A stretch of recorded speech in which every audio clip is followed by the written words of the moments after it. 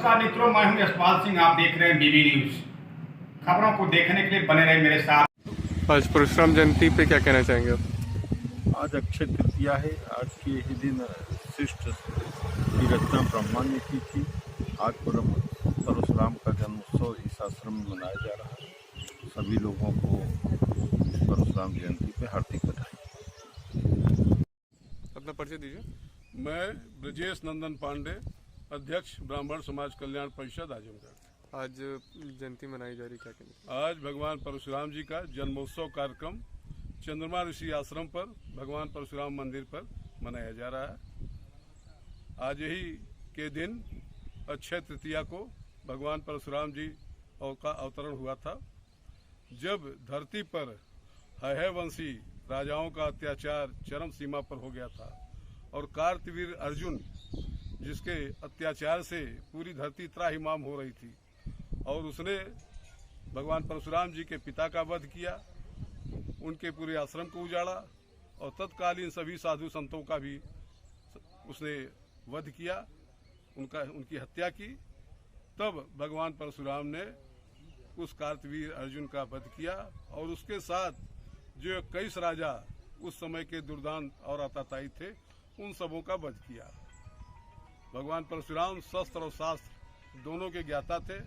सर्वप्रथम धरती पर विष्णु भगवान के छठे अवतार के रूप में जब उन्होंने अवतरण किया तो शस्त्र और शास्त्र दोनों की शिक्षा लेने के लिए उन्होंने सबको कहा। और जब हैहयवंशी राजाओं का वध करके उनकी सारी संपत्तियां उन्होंने अपने गुरु कश्यप ऋषि को दान दी, और कश्यप ऋषि ने वह सारी धरती उन ब्राह्मणों को जो इस संघर्ष में उनके साथ थे परशुराम जी के, उनको दान दे दिया।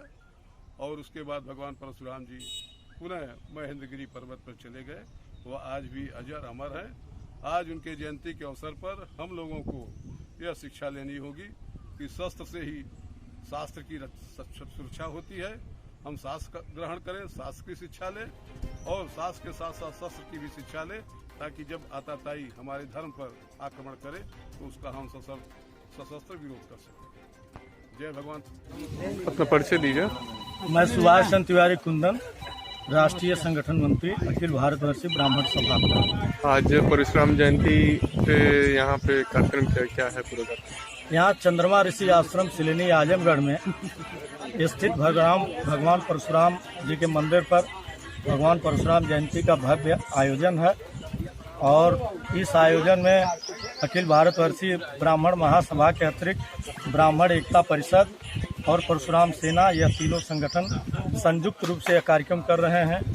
भगवान परशुराम अखिल भारतीय ब्राह्मण एकता परिषद भी आपके साथ, अखिल भारतीय ब्राह्मण एकता परिषद भी इसमें शामिल है।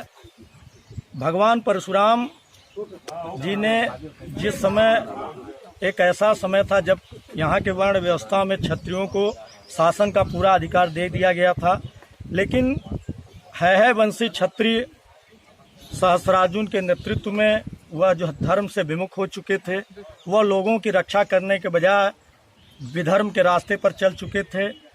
वह जो अपने यहाँ आश्रम व्यवस्था थी उसमें हस्तक्षेप कर रहे थे।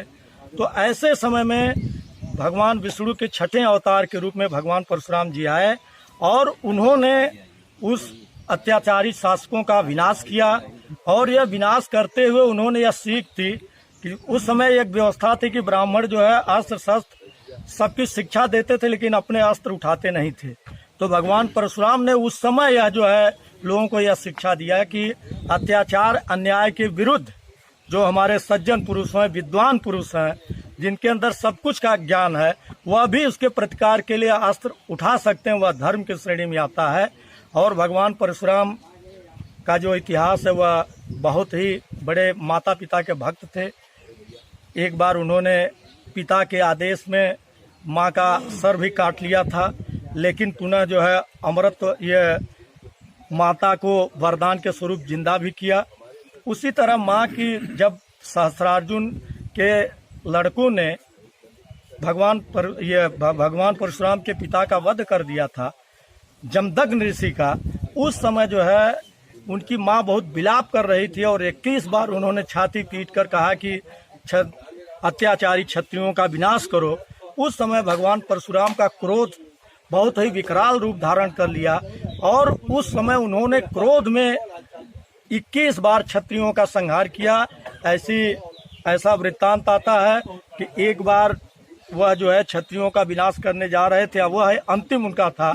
उस समय बजरंग बली से मुलाकात हो